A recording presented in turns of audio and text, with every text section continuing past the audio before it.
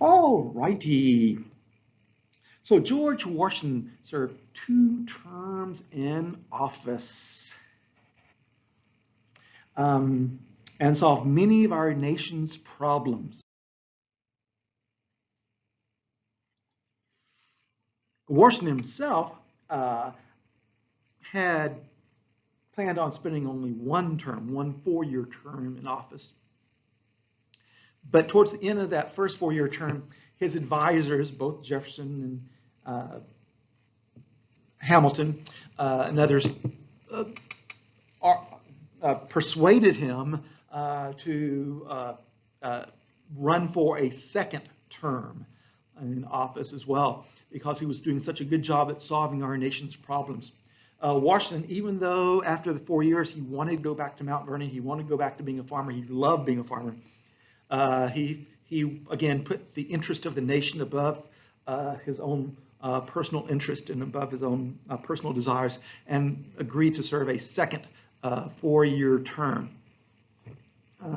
And he was again unanimously elected. So his first and second term, all the electoral votes, all the states voting, voted for George Washington unanimously.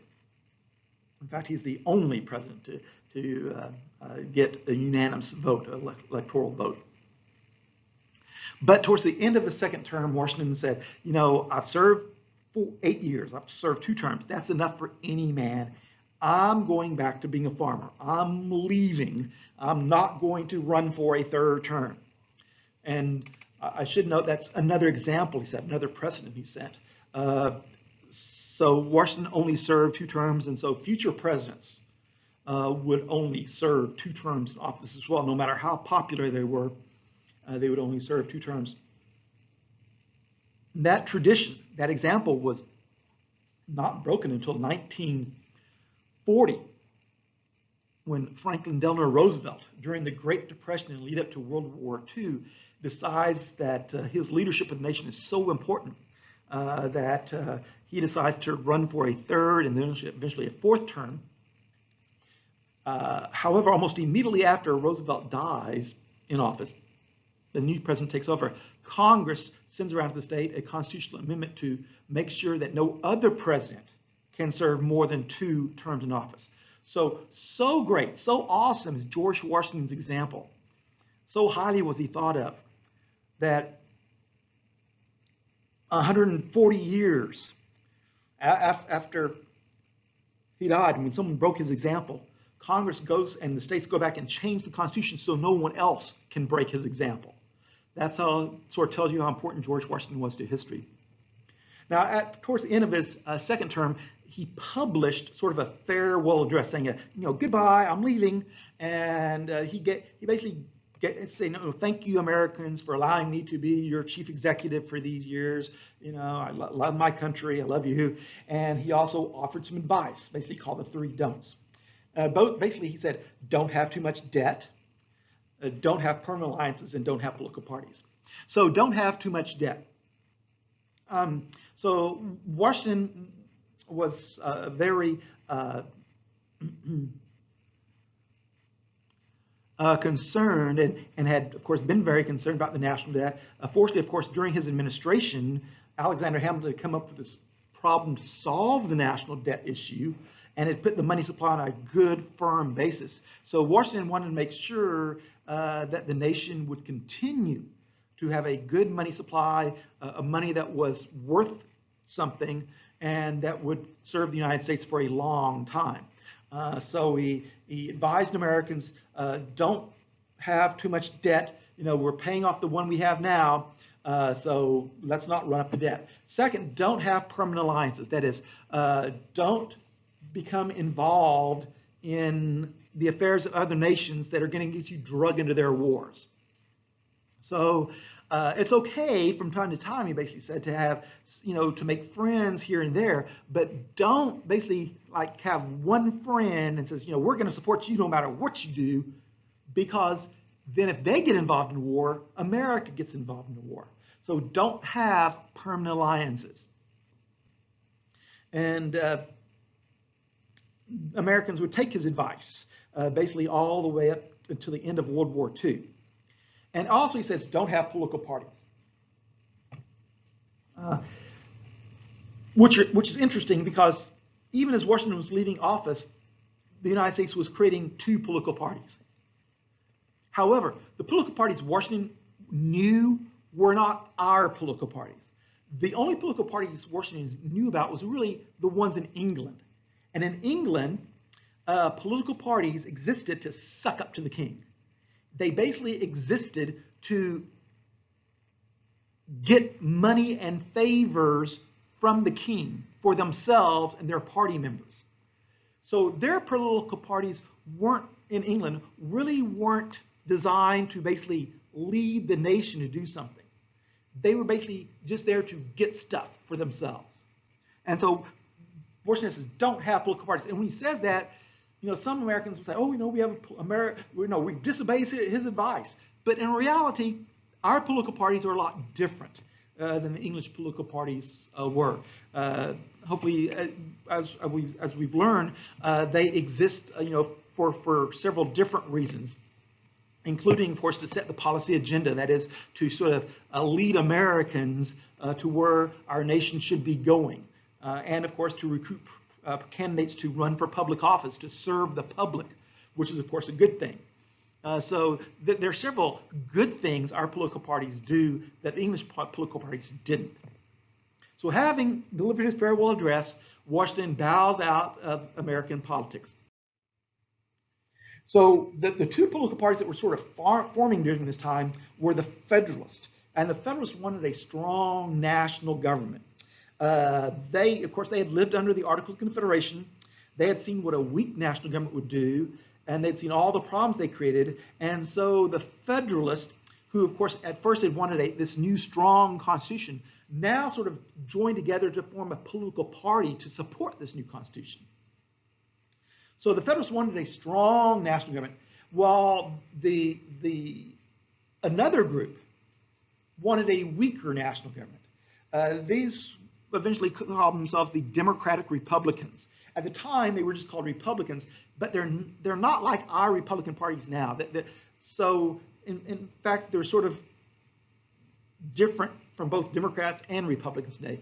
But at the time, they were called Democratic Republicans, and they wanted a weak national government. They wanted strong state governments and a weak national government.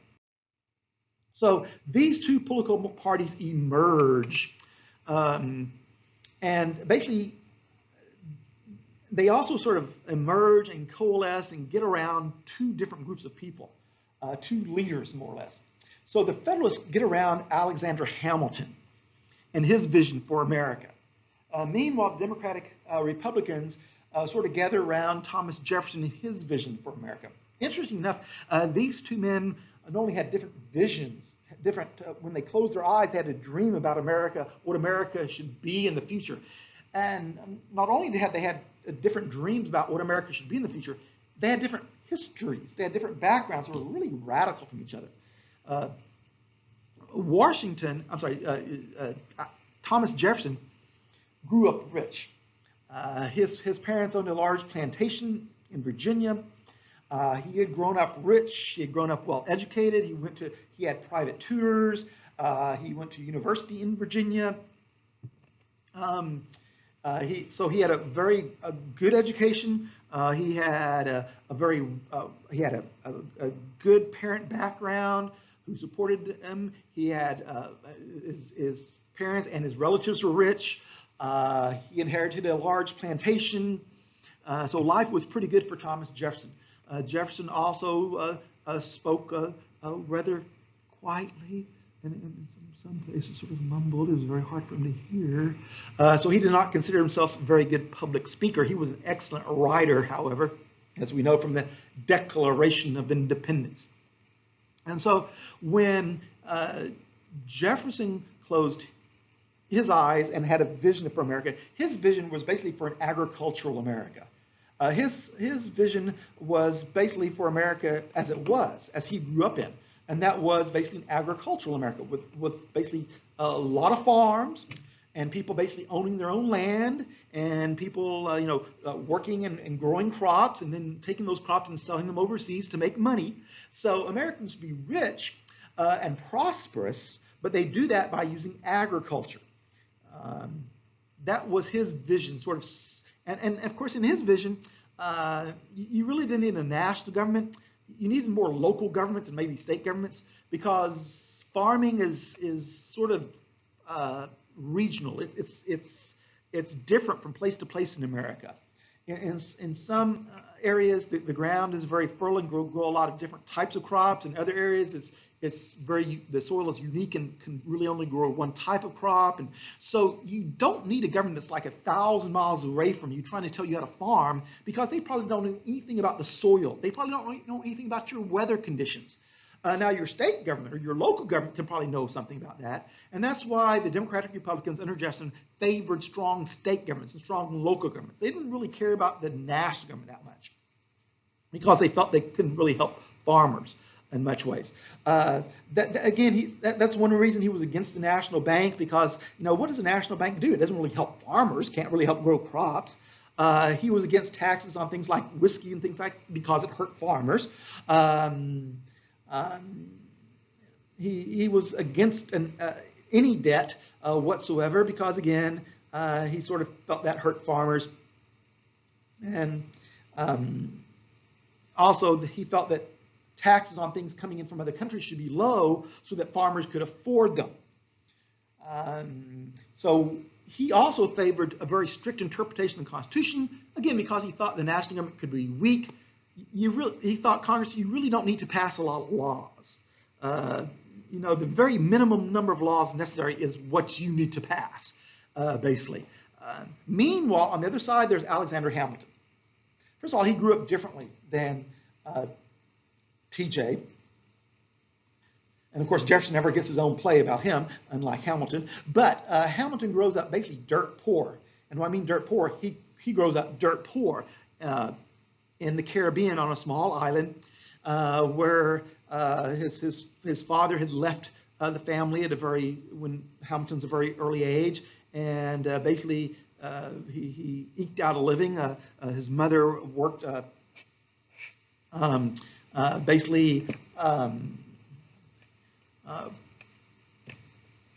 when she could, basically being sort of an extra farmhand. She also sort of worked, you might say, serving drinks in a drinking establishment, you might say. So he was sort of born poor, and he stayed poor for the first part of his life, actually, while he was a young person like yourself. But then eventually one of the people on the island spotted something in him and said, hey, why don't you come to work in my sort of general store where I sell things? And Hamilton did such a great job at that store. He was a great organizer. He apparently from the general store learned how to do business very well. And pretty soon he was basically running the store. And the owner of the store thought, I not only own the store, I also own some ships. If this guy that runs my store, this Hamilton guy, if he had an education, just a little education, wow, he could do a lot of good for me. And so the owner sent him to the United States, the British colonies at the time, to get an education from one of those universities that we had. He was in college when the American Revolutionary War broke out. Hamilton left the university. He went to fight. He was in the artillery unit and doing such great things, organizing the artillery unit and doing such great things there. When Washington saw him, he said, I need that guy to help me run the war. And so Hamilton served Washington as one of his officers during the war. When the war was over, Hamilton served as a lawyer. He also served as a business person and eventually raked in the money, and was doing very well when he was appointed Secretary of Treasury under George Washington. Now, Hamilton believed in a strong national government. Because when he closed his eyes, when he had a dream about the future of America, he saw a hustling, bustling, industrialized America. He saw American doing business with people around the world. He saw American ships going around the world doing business and taking stuff away from America and bringing stuff to America. He saw American people creating things and basically having factories and making a lot of jobs that way. Basically, he saw what we have now. He saw what we are today. And he saw it back in around 1800. He favored a loose interpretation of the Constitution because with a loose interpretation, the national government could be more powerful. Of course, he favored a national bank because national banks can deal with business, can help your businesses grow.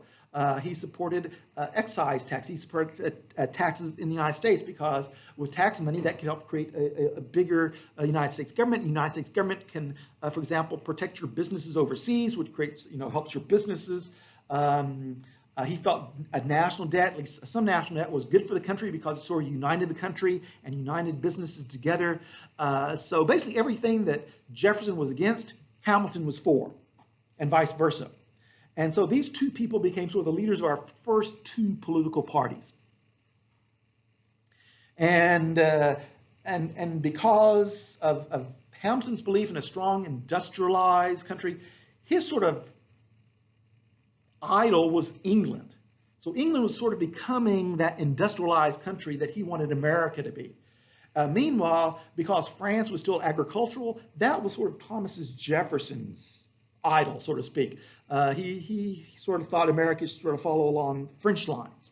And of course, when you have two people with not only different visions, but also basically seeing everything completely opposite of each other, you're probably going to have some difficulties between those two people. And in fact, in the second term of George Washington, Hamilton and Jefferson did not get along very well, and eventually Jefferson sort of left the State Department because he didn't like Hamilton being Secretary of Treasury.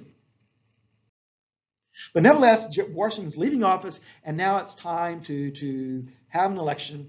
And basically, Jefferson runs for president, and Adams, the vice president of the United States under George Washington, who he was a Federalist also, he runs for president as well. So Jefferson's main support is in the agricultural South. Adams' main support's in New England, who has agriculture. Well, has a little agriculture, but of course, right from the very beginning, because the soil in New England was not very good, they were already doing shipping and trading with other countries, even when they were established in the 1600s. So New England was a business center, busily trading with other nations, and so they supported Adams. When all the votes were counted, John Adams becomes the president of the United States. Interesting enough, at that time, according to the Constitution that was written then, the person that got the most votes became president, the guy that got the second most became vice president, and so Thomas Jefferson got the second most votes. So in 1796, John Adams became president. I misspelled Adams. But anyway, John Adams became president, and Thomas Jefferson became vice president. Now, by the way, that's not going to work out so well. In fact, it doesn't work out so well that eventually Congress says we need to change the Constitution so this doesn't happen again, and sends it around the states, and the states ratify that, and that becomes one of our first changes to our Constitution. But nevertheless, because Adams is president, he now has some decisions to make, and one of those decisions involves whether to go to war against France. Now, of course, at the end of Washington's term, Washington worked out Jay's Treaty, and even though under Jay's Treaty, the British didn't say they would stop attacking our ships. In fact, they said they would because they had to defeat France. What actually happens is that the British decide that maybe they won't attack American ships. Now, they didn't say that in the treaty, but once the treaty was signed and relations with the United States got better, the British decide, let's try not to attack American ships. Let's see if we can win the war against France or not. But when the British stopped attacking our ships, Americans noticed that our ships were still being attacked by somebody else. We just hadn't noticed as somebody else. Because at the time, the British Navy was the biggest navy in the world. They had hundreds and hundreds of warships. So when they attacked our American ships, hundreds of our ships were being seized and attacked every month. But now that the British stopped, we noticed that maybe like 20 of our ships were being attacked every month. And we go, hey, who's attacking our ships?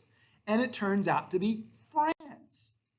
Because France, it wants to win the war against England, so France has been attacking American ships going to England. Except we really didn't notice it because so many of our ships going to France have been attacked by the British Navy. But now that we notice, Americans are angry, and now we want to go to war against France for attacking our ships. So we send over a peace negotiator. Adams wants, he says, what should I do? Go to war, stay at peace? Oh, I know, I'll just follow what Washington did. Because what was Washington's example? Well, when our ships were being attacked by the British, Washington sent over John Jay to work out a peace agreement. Adams says, that's what I'll do. I'll send over a guy to France to work out a peace agreement. Duh. So he sends over an American negotiator to France to work out a peace agreement. But when that American arrives, 3 Frenchmen from basically the French government welcome him and say, look, you want a peace agreement? We can probably work that out. But first, you have to donate several $1 million to France. Because France is fighting a war against England, and we guys helped you out in the American Revolutionary War. You guys should sort of help us by giving us some millions of dollars. Oh, and by the way, our boss, who works in the government, he wants he wants some money too. He wants, I don't know, give him $500,000, he'll be happy. So basically, they're asking for a bribe before they talk peace. It's like someone punches you in the face, and you're nice enough not to hit them back, and what you do, okay, well, you shouldn't have punched me in the face. Let's talk about why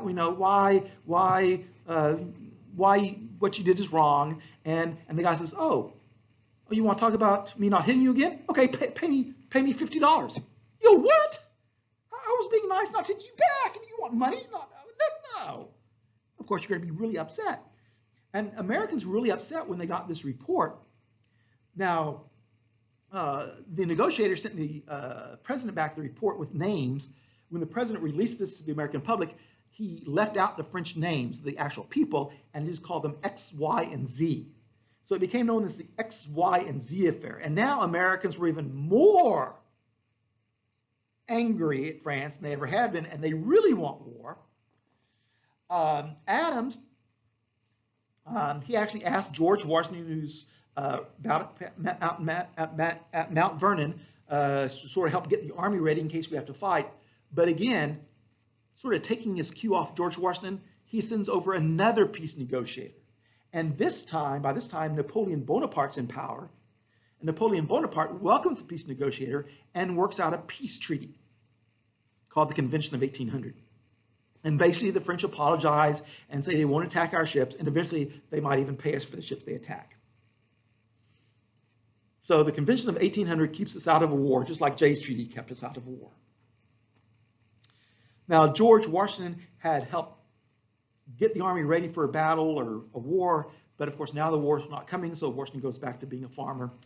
But he doesn't have very long left, because in December 1799, just a few days before 1800 arrives, Washington dies. So first of all, Washington dies a happy man because the XYZ affair ended in peace with France. So Washington realizes that America's not going to be going to war. And that's a good thing, because Washington is trying to keep us out of war. He recognizes we're a young nation. He recognizes that one day we'll be powerful enough to go to war with people. But right now, we just need to get our act together. So the XYZ affair that ended in peace with France, George Washington really appreciated. And so when he dies several months later, he sort of dies a really happy man. In fact, Washington's death comes about as a result.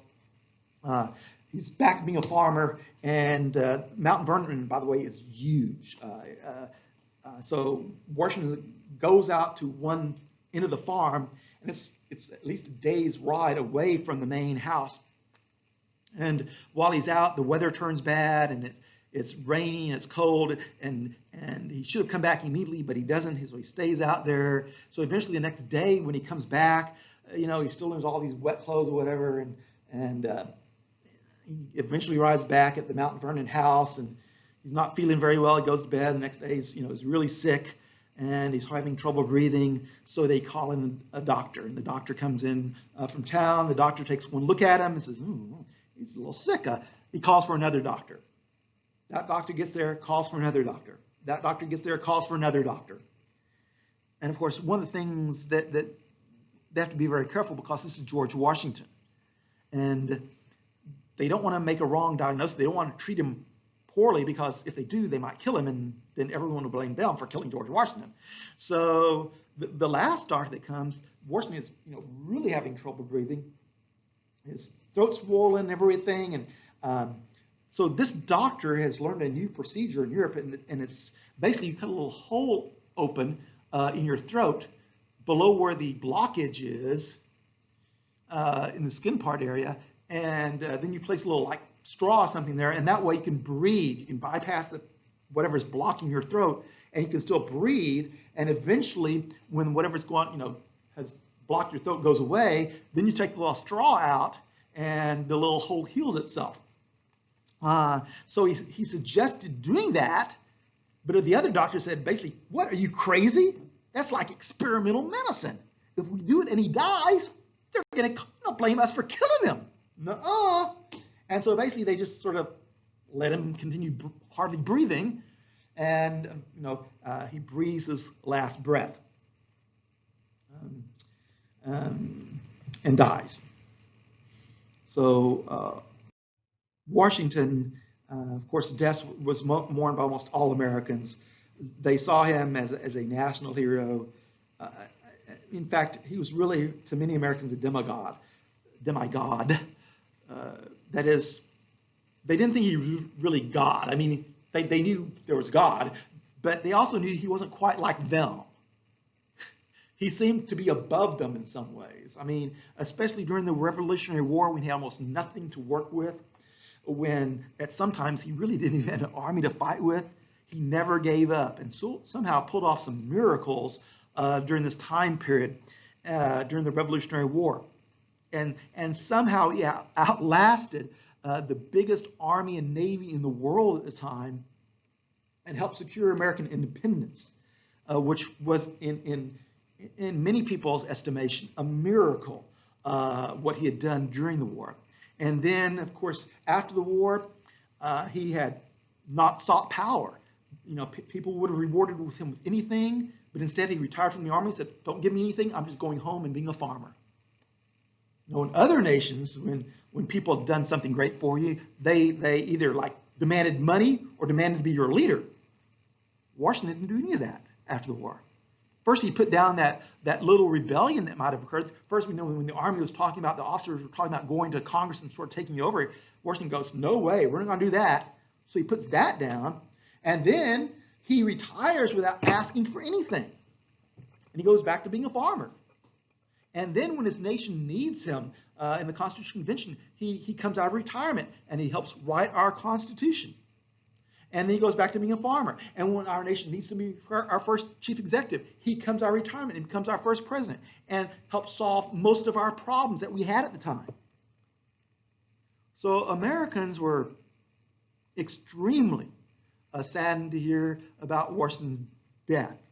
In fact, if you go to the National Rotunda, the Hall of Congress, where the National Congress meets, and look up from the floor, look up, that's the ceiling you'll see right there. And don't know if you can see it, but there's George Washington. He's up there with the angels looking down on us, which is probably where most Americans thought he really was when he died in 1799. Of course, George Washington was not a perfect man. Perhaps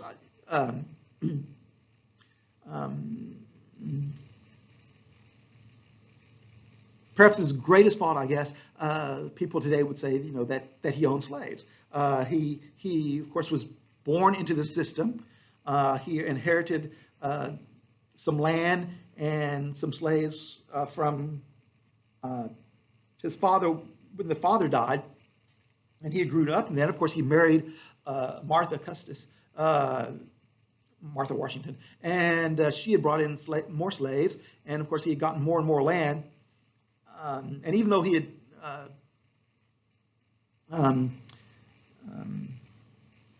at first had just thought slavery was something normal, and of course most people did over the course of maybe 10,000 years of recorded history, over like 9,500 years at least. Everybody thought it was okay, and nobody thought it was okay to be a slave. If you were a slave, you thought it was terrible, but otherwise you thought it was just something normal. It was something that existed on every continent except Antarctica, and so Washington just thought it was something normal. But then during the Revolutionary War, when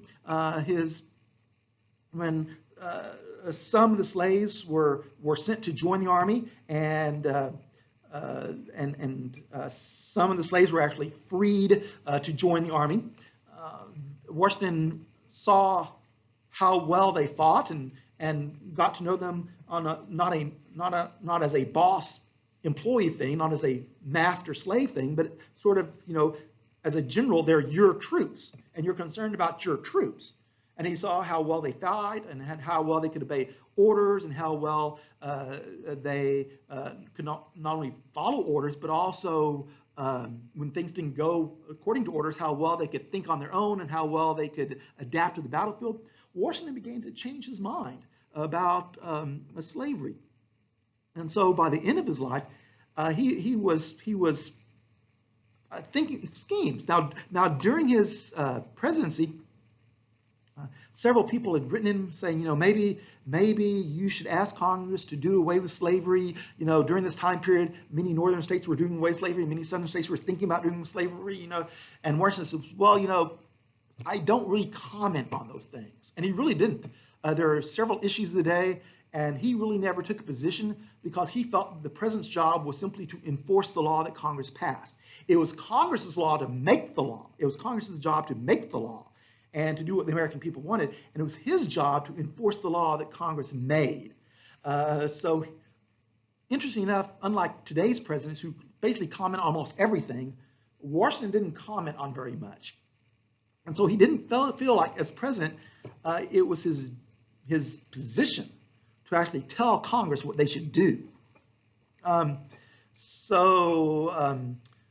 he did, in many of the letters, from example, from Lafayette, when Lafayette was writing from France about slavery, so he did give encouragement to people who thought about trying to come up with a scheme to free slaves. And during the last part of his life, he was thinking of some ways to try to free his slaves. So one of his plans towards the end of his life was basically he was going to divide Mount Vernon up into sections, and then the slaves that worked those sections, he would sell off that section to someone else. But when that someone else bought that section, those slaves would then be transformed into regular workers. They'd be freed from slavery, but the new owner of the land, he would now have to pay those people to work on that land. And that was one way he was going to free the slaves in his plantation, but he never lived long enough to do that. However, he is really one of the only major, in fact, the major founder of the country that actually did free their slaves. In his will, he ordered that his slaves be freed upon his wife's death. I didn't order he couldn't free his slave's wife because those slaves weren't his property. They were his wife's descendants' property. But the slaves that he personally owned, in his will, he declared that they should be freed when his wife passed away. And apparently the reason he put that in there was because apparently he didn't want her to have to deal with all those issues that would be associated with the paperwork and fees and everything like that for freeing those slaves. But also in his will, he also put in provisions for the younger slaves They were to be actually be given an education, so that they were going to the younger slaves would be given an education so that when the younger slaves were freed, they would be able to go out and actually get sort of good jobs. He also put in some provisions about some of the older slaves so that they could, even though they were free people, that when they were free, they could live at Mount Vernon, basically rent free. Now, as it turns out, shortly after George Washington's death, Martha decides to go ahead and implement that portion of his will. And so George Washington's slaves are free, although Martha Washington's slaves aren't. Nevertheless, so he was not a perfect man, but he's important to the founding of our country's history, and probably our history would be a lot different without George Washington. In fact, the world history would probably be a lot different without George Washington. Having said that, the new president, John Adams, got to work. And one of his first problems was that even though there was going to be no more war with France, there still were some problems with some of the French people. So during the war with France, because France was at war, some French people started to leave France. I mean, you don't want to be in a war zone, because in a war zone you get killed. So just like today, when there's a war in some place in the world, a lot of people go somewhere else. And so a lot of Frenchmen started coming to America. Now, many of these Frenchmen just wanted to get away from America, but some of these Frenchmen wanted to bring their French Revolution to America. And some of these Frenchmen that came to America felt that their president was too much like a king. And some of these Frenchmen, well, they knew what to do with the king because they had done it with their last king. They chop off their heads. They have a revolution to overthrow their king.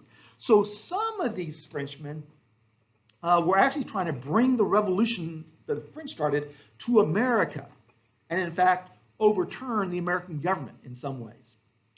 And so John Adams, with a Federalist majority in Congress, passed our first what we call anti-terrorist laws, called the Alien and Sedition Acts. An alien is someone that's not a U.S. citizen. Sedition means stirring up trouble. So under the Alien Sedition Acts, first of all, first part of the law says that when you arrive in America, instead of just spending 5 years here to become a citizen, you'd have to spend 14 years to become a citizen. So that was really aimed at these French people that were coming over, and that would make it a little bit tougher to become American citizens and have those protections that American citizens have against their own government. It also gave the president the power to arrest disloyal aliens. So any immigrants, like French immigrants that are coming to America trying to stir up trouble, the president could just arrest them and then kick them out of the country. So under this law, these troublemakers, these non-U.S. citizens, the president could basically just kick them out of the country in time of war. In time of peace, he could just arrest them and put them in jail. And he would not actually have to, they wouldn't have to go to trial. The president would just order their arrest and they'd be kept in jail. So of course, in America, if you're arrested, before they can basically keep you in jail, they have to give you a trial. But in this case, the president could simply, because they were immigrants, could simply throw them in jail and keep them down. And if there's ever a war with France, the president would just kick them out. Also, the Sedition Act made sedition a crime, made trying to overthrow the government a crime. Sedition also could mean stirring up trouble against the government, and in part of this act, it basically says that if you're writing anything false or harmful about important government officials, you can be thrown in jail. So if you're writing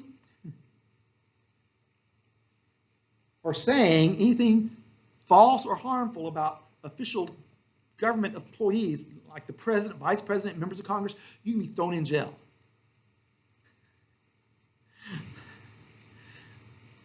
You can already guess what's wrong with that one.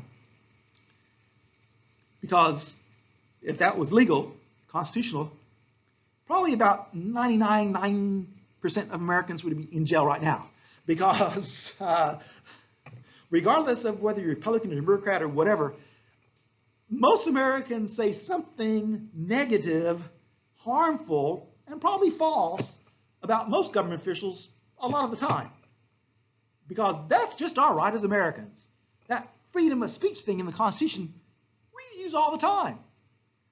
And so for a time, before the courts could get around to declaring this unconstitutional, this was part of the Alien Sedition Acts. And obviously, this would make a lot of Americans, mad. And it did make a lot of Americans mad at President Adams, because, it seems like he's taking away your freedom of speech and your freedom of the press. So the Alien Sedition Acts were actually meant to stop these Frenchmen coming over from overthrowing our government, but in reality, it basically just created a lot of resentment and anger towards the Federalists. So by 1800, it was time for another 1799. It was time for another presidential election year. Sorry, in 1800. So in late 1800, the two candidates that were running, Adams and Jefferson again. So Adams was running for president, and Jefferson was running for president. He had been the vice president, but now he's running for president. And the election of 1800, as the votes came in, it was close. In fact, because the electoral voting system, Thomas Jefferson got the same number of electoral votes as Aaron Burr, who was his vice presidential candidate. So, of course, again, during this time period, before the states got around to change the Constitution, where you ran as a ticket, where you ran for president and vice president, people voted for you like a ticket together. At the time, they voted for the person that got the most votes was president, the guy that got the second most votes was vice president. But the Federalists were so unpopular, Adams didn't get the second most votes for president. He came in like third.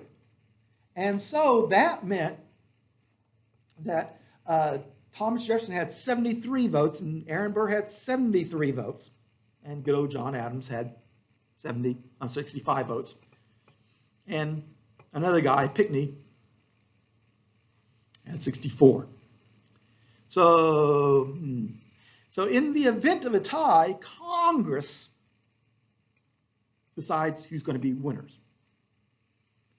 So it went to the Congress, the same Congress who had been run by the Federalists. Now, the election of 1800 is a big one because, as we'll see, a lot of Federalists get voted out of Congress, but the old Congress was still meeting. So basically, the Federalist Congress gets to decide which of these Democratic Republicans is going to be president. So John Adams, basically he's not going to be president, but he'll decide who is going to be president, who gets to be vice president. And as it turns out, even though Adams doesn't really like Jefferson, he really hates Aaron Burr, a guy that we'll look at more closely in American history. So Congress then breaks the tie and Thomas Jefferson becomes president. Aaron Burr becomes vice president, and the Democratic Republicans take control of the executive branch. They also take control of the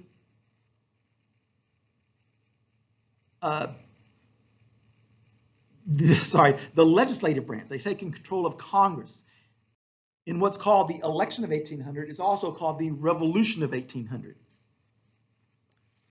Because it's the first time in American history, and first time really in world history, that you have a peaceful transfer of power between a group that had been in power and a group that wanted power. So normally in world history, what happens if you have these two groups, one that has power and one that wants power, what happens is the one that has power never gives it up. And the one that wants power, if they want it, they have to go fight it. They have to go out and kill the first group to get the power. That's the way it usually works in world history. But in this first election in American history between these two major political parties, the one political party that has power, the Federalist loses it, and the DRs get the power. And no one gets killed. There's no revolution, no fighting, that is. When it comes time, John Adams just simply leaves the White House and Thomas Jefferson walks in. And when it comes time, the Federalist congressmen simply leave congressional building, and the new congressmen walk in. No shooting, no dying. And it's been that way now in America for, I don't know, 220 years. When one group wins, they get the power. When one group loses, they lose the power. No fighting, no dying, no revolution. So the election of 1800 is called the Revolution of 1800 because it was peaceful. Now, as Jefferson gets into power, one group that's still in Federalist hands, as we'll see, is the Supreme Court. Because those appointments are made for life. Once you get in the Supreme Court, you're there until you resign, until you die, or until you're impeached from office and removed. However, so all the judges of the Supreme Court in 1800 had been appointed by the Federalists, so they're all Federalist. So when Jefferson gets in power, two of the three branches of government become Democratic Republican. The executive branch becomes Democratic Republican. The legislative branch becomes Democratic Republican. But the Supreme Court, the judicial branch, remains Federalist. And as we'll see through the use of a small film here in a moment, that the Federal Supreme Court will make sure they remain in power by helping make the Supreme Court more powerful through something called the use of judicial review. So the case of Marbury v. Madison, which we'll look at in more detail coming up, is important because it will give the Supreme Court the power of judicial review. That is the act of that the Supreme Court looks over what the president does and looks over what Congress does and determines whether it's constitutional or not. So as we'll see, the Sedition Act that had put people in jail for saying bad things about the government, the Supreme Court will say, hey, look, that law Congress passed, here in the Constitution it says freedom of speech, freedom of the press. So that law Congress passed is really not a law. It's unconstitutional. So that power, the Supreme Court first basically announces that power in what's case they call the Marbury v. Madison, the case of judicial review. Meanwhile, and again, we'll look at that case a little bit more detail these film in just a few minutes. But Jefferson, during this time period, his first term in office, becomes very popular because Jefferson, DR, because remember, DRs really don't want a strong national government, they like strong state governments. They start cutting national government and basically start saving money that way. So basically, Jefferson basically almost lays off almost all the army. He basically fires most of the army. And he basically ties up the Navy ships and fires the Navy guys. So basically America doesn't really have an army or navy, and it saves a lot of money. And that helps make them popular. And then what he does next makes them really popular. He fires tax collectors. The tax collectors, they're going in collecting that whiskey tax that really affect backcountry farmers. And Americans are really happy, for some reason, bad things happen to tax collectors. So Jefferson becomes really popular in his first term, but as we'll see, he becomes even more popular by what he does next. But that's for another lesson.